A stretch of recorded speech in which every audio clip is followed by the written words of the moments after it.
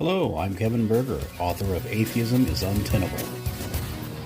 There is no shortage of channels of religious individuals engaging in apologetics to defend their positions, and there is no shortage of channels of atheists using counter-apologetics to argue against them.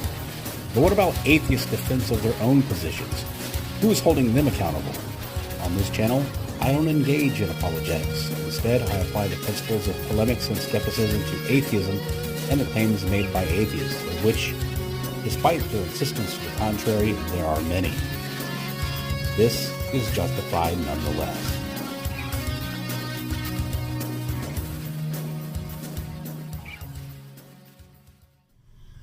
What's up, my tumbleweeds?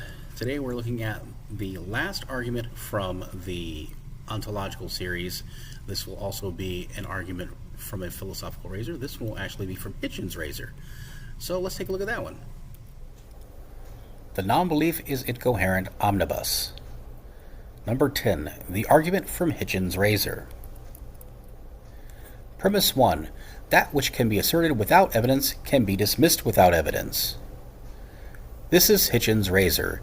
If it is not taken as axiomatic, then one is faced with either accepting all assertions, whether supported by evidence or not, or with committing special pleading fallacies by dismissing some assertions because of insufficient evidence, while accepting other assertions despite insufficient evidence. Premise 2. The existence of a distinct state of non-belief, not believing P and not believing not P, one's condition of being in such a state, and the capacity to be consciously aware of the content of one's subconscious mind, by which to rule out the presence of a subconscious belief, are all asserted without evidence. While arguments, analogies, and assertions have been offered for an absence of belief as distinct from belief in the negation, being in that state, and the capacity to be aware of the content of the subconscious, no empirical evidence has been presented for these. The argument that one is the expert of their own mind is actually a psychologist's fallacy. The claim that one can be consciously aware of the content of the subconscious is an extraordinary claim that requires extraordinary evidence. Conclusion. Therefore, the existence of a distinct state of non-belief, one's condition of being in such a state, and the capacity to be consciously aware of the content of one's subconscious mind, by which to rule out the presence of a subconscious belief, can all be dismissed without evidence. The onus lies with those who make these assertions to actually support them with evidence. The rejections of these assertions does not constitute a counterclaim, as one could hold the epistemological position of agnosticism with regard to these assertions, while also holding the doxastic position that they are untrue.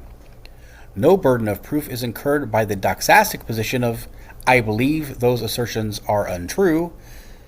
A belief statement does not equate to a knowledge claim, and the burden of proof applies strictly to knowledge claims. The rejection of these assertions does not substantiate non-belief. The doxastic position suggested here is I believe these assertions are untrue, not I lack belief that these assertions are true, as the latter is rejected as intrinsically incoherent.